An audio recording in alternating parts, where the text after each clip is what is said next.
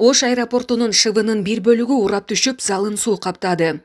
Ош эл аралык аэропортунун жүргүнчүлөр залындагы шыптын бир бөлүгү нөшөрлөгөн жамгырдан улам урап түштү. Андан сырткары залды шыптан шоргологон суу каптады. Эске салсак, Кыргызстандын түштүк борборунда катуу жамгыр жааган. Манас эл аралык аэропортунун маалымат кызматынан аталган фактыны тастыктап, ал жерде адистер иштеп жаткандыгын айтышты.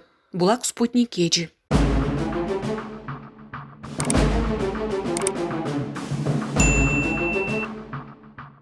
Биздин Оштун аэропорту. Бүт жер түшүп кетти. Мүнөрлөрдөн чаке өтүп кетти.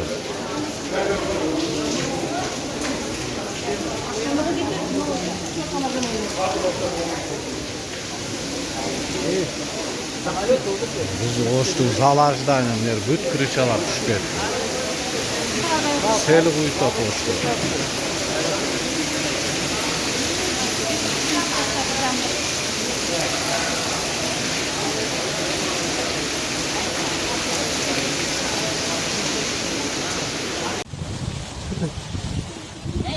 Biz çıkışız yer.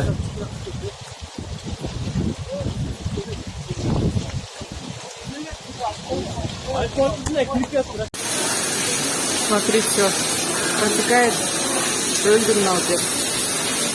Анан карасаң, аэропорт нече.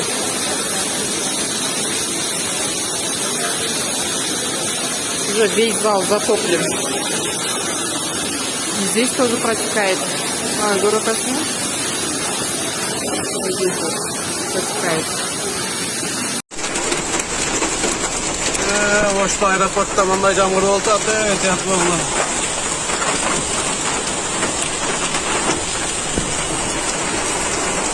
Биздин Оштун аэропорту. Бүт жер түшүп кетти. Мүнөрлөрдөн чаке өтүп кетти.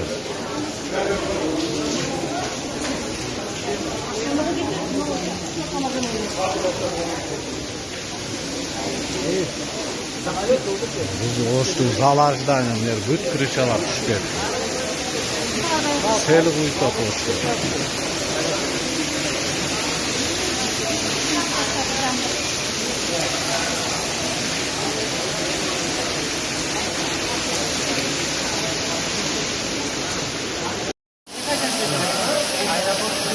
Alan. Kalmınan aeroport.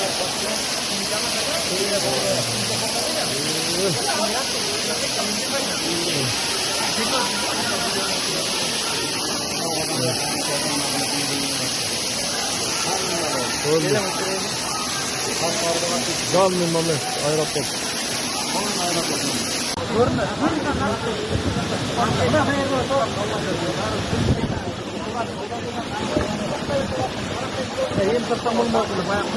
Ulan boşta yolda ne var ya? Oho. Burkan öldü beni. Aa. Ya o canı yok mu? Yaman canı yok. Ha. Onların girişte şaşırdı bir hala.